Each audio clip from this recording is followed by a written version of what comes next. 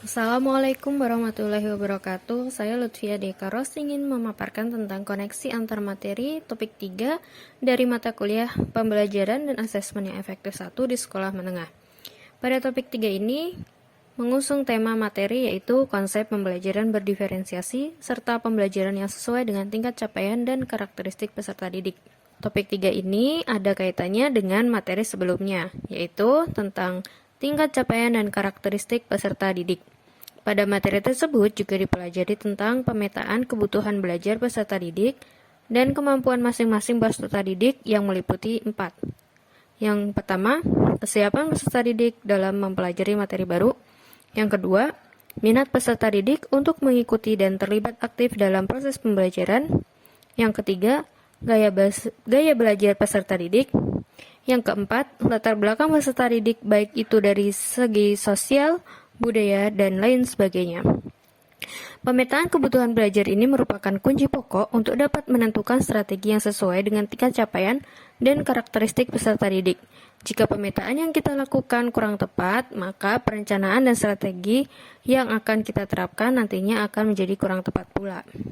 Implementasi pembelajaran yang berpihak kepada peserta didik sesuai dengan konsep merdeka belajar. Pembelajaran berdiferensiasi menurut Tomlinson adalah usaha untuk menyesuaikan proses pembelajaran di kelas untuk memenuhi kebutuhan belajar individu setiap peserta didik. Pembelajaran berdiferensiasi haruslah berakar pada pemenuhan kebutuhan belajar peserta didik dan bagaimana pendidik merespon kebutuhan belajar tersebut. Pembelajaran berdiferensiasi dirancang, dilaksanakan, dan dinilai untuk memenuhi kebutuhan individual peserta didik dengan memperhatikan 3 hal.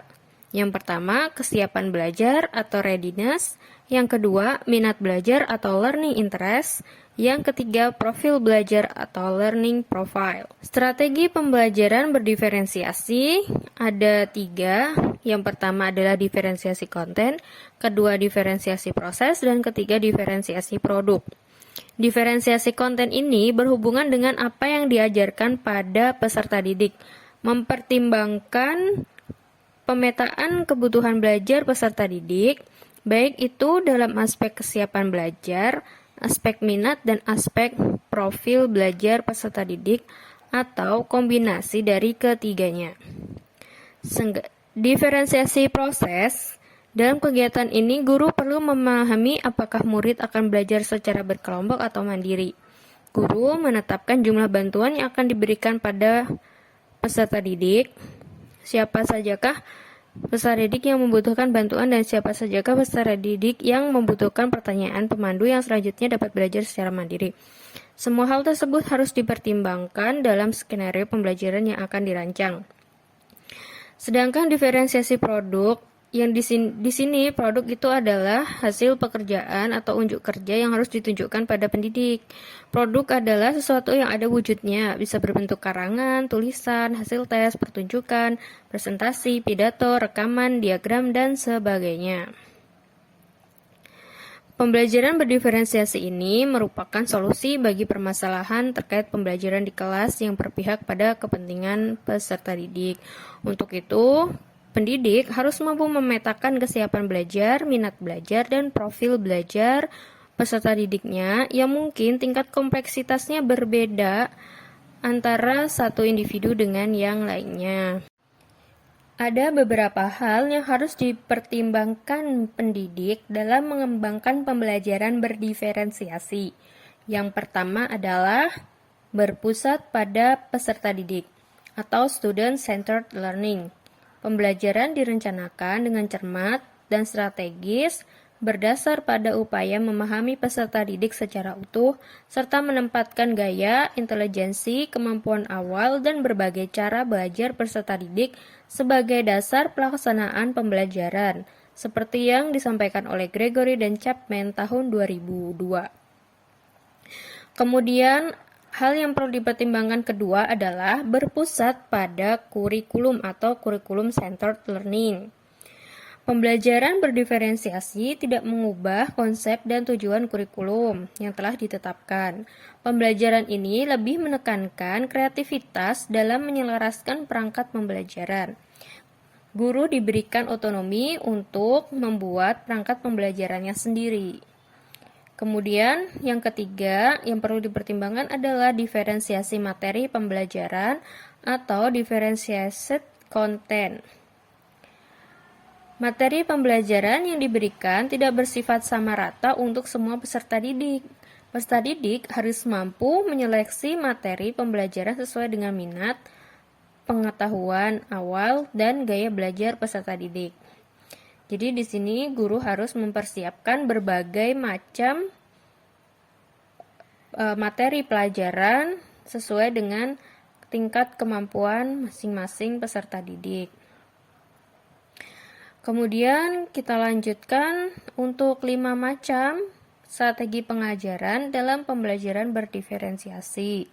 Yang pertama adalah strategi pengajaran langsung atau direct instruction yang membantu peserta didik untuk memperoleh keterampilan dasar dan mempelajari materi secara bertahap. Strategi pengajaran langsung atau direct instruction itu cocok untuk peserta didik yang kemampuannya dalam belajar itu temponya yang lambat. Strategi ini memiliki sifat yang deduktif, yaitu materi pelajaran yang dijelaskan guru akan diilustrasikan dengan contoh. Kemudian strategi yang kedua adalah indirect instructions atau strategi pembelajaran yang tidak langsung.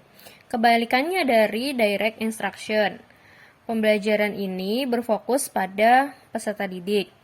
Contoh kegiatan yang diterapkan dalam strategi pembelajaran ini adalah kegiatan diskusi kelompok, penemuan ilmiah, atau pembentukan konsep materi pelajaran secara mandiri, jadi lebih konstruktif. Kemudian yang ketiga adalah strategi pengajaran interaktif atau interactive learning. Ini menekankan pada proses kegiatan pembelajaran lewat diskusi antar peserta didik dan pendidik. Strategi ini akan lebih memberikan banyak kesempatan bagi peserta didik untuk merespon gagasan, pengalaman, dan pengetahuan yang mereka dapatkan dalam proses kegiatan belajar. Yang keempat adalah strategi pembelajaran mandiri atau independent study, self-learning. Pembelajaran ini mengacu pada berbagai macam metode pembelajaran yang disediakan pendidik untuk mendorong pengembangan inisiatif peserta didik, kemandirian, dan pengembangan diri peserta didik. Metode ini akan memudahkan peserta didik dalam merencanakan dan mengatur cara belajar mereka sendiri. Yang terakhir, strategi pengajaran melalui pengalaman atau experimental learning berpusat pada peserta didik dan kegiatan orientasinya pada aktivitas. Strategi ini memiliki sifat yang induktif sehingga proses kegiatan pembelajaran akan dimulai dari pengalaman individu. Kemudian pengalaman itu akan dirumuskan ke dalam materi.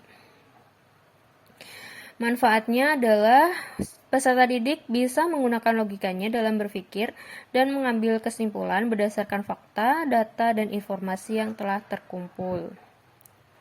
Demikian yang dapat saya sampaikan. Terima kasih atas perhatiannya. Wassalamualaikum warahmatullahi wabarakatuh.